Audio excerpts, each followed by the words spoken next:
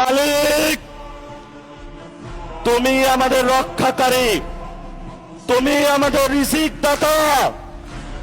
যারা এই বাংলাদেশে জনগণ 17 বছর অপেক্ষা করেছিল, আমাদের অধিকার ছিনিয়ে নিয়েছে, হত্যাকারীর মাধ্যমে ভাইদেরকে হত্যা করেছে। আয়েশের মালিক তোমার মালিকের বিচারে আমরা বিচার রেখে গেলাম, তুমি তাদের দৃষ্টান্তমূলক শাস্তি বাংলার মাটিতে জনগণের সামনে করবে। আমরা আজকে তোমার মসজিদের সামনে বিচার রেখে গেলাম।